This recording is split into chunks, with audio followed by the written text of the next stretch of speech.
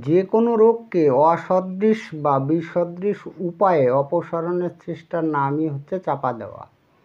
আমাদের হোমিওপ্যাথি মতানুসারে জীবনী শক্তির বিশৃঙ্খল অবস্থার নামই হচ্ছে রোগ বা ডিজিজ। এই বিশৃঙ্খলকে কোনো অবস্থাতেই চাপা দেওয়া যায় না, কেননা এটা একটি শক্তি প্রবাহ। মানে বিষয়টা কীরকম, যে আমাদের মতানুসারে যে জীবনী শক্তি যে বিশৃঙ্খল অবস্থা, সেই বিশৃঙ্খল অবস্থাটাকেই আমরা রোগ বা ব্যাধি বলি। তো এই যে অবস্থা, এই অবস্থাটি একটি শক্তিশালী প্রবাহ, মানে সবসময় চলতেই থাকে। এটাকে আমাদের মতানুসারে এটাকে কিন্তু কোনোভাবেই চাপা দেওয়া সম্ভব নয়। আজকের ভিডিওতে শরিক, সিফিলিটিক, সাইকোটিক ও টিউবারকুলার মায়োজমের রোগীদের চর্মরোগ চাপা দেওয়া হলে যে রোগ ব্যাধি বা অসুবিধার সৃষ্টি হয়, সেই সম্পর্কে এমন কিছু গুরুত্বপূর্ণ তথ্য আপনাদের সামনে এক্সপ্লেইন করে শোনাবো, যাতে আপনার চিকিৎসার উন্নতির ধাপকে এগিয়ে নিয়ে যেতে পারেন। ভিডিওটি ভালো লাগলে লাইক, কমেন্ট, শেয়ার করবেন এবং আপনি যদি এই চ্যানেলে নতুন এসে থাকেন তাহলে চ্যানেলটিকে সাবস্ক্রাইব করে রাখবেন পরবর্তীতে নতুন ভিডিওর নোটিফিকেশন সবার আগে পাওয়ার জন্য।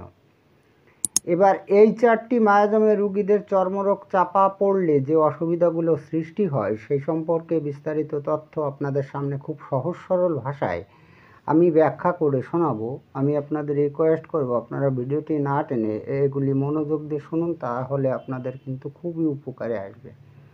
যাই হোক, নাম্বার 1-এ আসি শরিক রোগীদের ক্ষেত্রে। শরিক রোগীদের চর্মরোগ চাপা পড়লে প্রথমে মনে কিন্তু আক্রান্ত হয়। এর ফলে প্রেম, যৌন সুখ, দুঃখ, ক্রোধ ইত্যাদি মানসিক লক্ষণগুলি কিন্তু অসামঞ্জস্যভাবে চলে।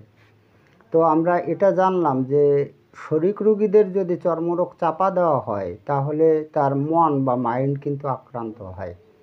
এবার এই মন বা মাইন্ড আক্রান্ত হলে এই মনের যে কাজগুলো, যেমন প্রেম, যৌন সুখ, দুঃখ, ক্রোধ, রাগ, এই যে মানসিক যে ক্রিয়াগুলো আছে সেই ক্রিয়াগুলো কিন্তু অসামঞ্জস্যভাবে চলে, মানে বিশৃঙ্খলভাবে চলতে থাকে। নাম্বার 2 মায়োজমে আসি সিফিলিটিক মায়োজম। সিফিলিটিক মায়োজমের রোগীদের চর্মরোগ চাপা পড়লে স্নায়ুকেন্দ্র বা নার্ভ সেন্টার আক্রান্ত হয়। এর ফলে বুদ্ধি নষ্ট হতে শুরু করে এবং বিষণ্ণতা, নিরুৎসাহ, বুদ্ধির স্থূলত্ব বা মোটা বুদ্ধি অবস্থা প্রাপ্ত হয়। এবার এই সিফিলিটিক মায়োজমের রোগীদের চর্মরোগ চাপা পড়লে স্নায়ুকেন্দ্র বা নার্ভ সেন্টার আক্রান্ত হয় এবং আমাদের নার্ভ সেন্টার হচ্ছে মাথায় থাকে, মানে এখানে আক্রান্ত হয়।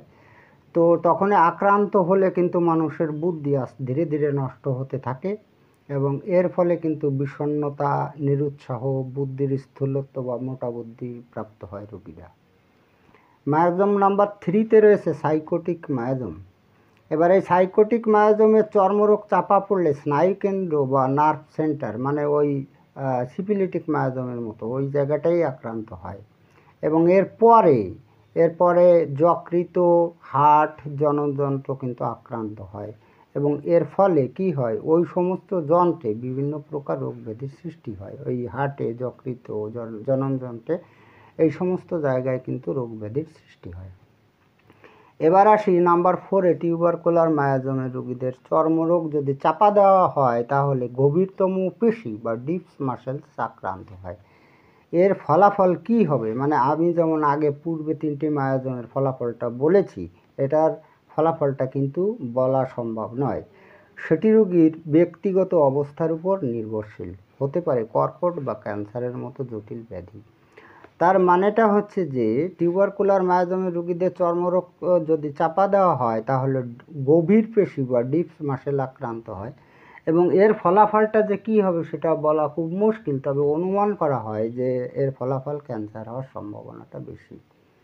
তো যাই হোক, আমি সাধ্য মতো চেষ্টা করলাম যে 4টি মায়োজমের রোগীদের চর্মরোগ চাপা পড়লে কী অবস্থা সৃষ্টি হয়। তো এই অবস্থা অনুসারে আমাদের চিকিৎসা করে এগোতে হবে। যদি রোগী শরিক হয় তাহলে অ্যান্টিশরিক রেমেডিজ ব্যবহার করতে হবে, আর যদি রোগী সাইকোটিক হয় তাহলে অ্যান্টিসাইকোটিক রেমেডি ব্যবহার করে আমরা কিন্তু রোগীকে আরোগ্যের পথে এগিয়ে নিয়ে যেতে পারি, সেটা চর্মরোগ চাপা দেওয়া হলেও। যাই হোক, আজকে এই পর্যন্তই। খুব তাড়াতাড়ি ফিরে নতুন গুরুত্বপূর্ণ বিষয়বস্তুর ভিডিও নিয়ে দেখা হচ্ছে নেক্সট ভিডিওতে। ততক্ষণ আপনারা ভালো ও সুস্থ থাকুন। জয় হনুমান, জয় হোমিওপ্যাথ।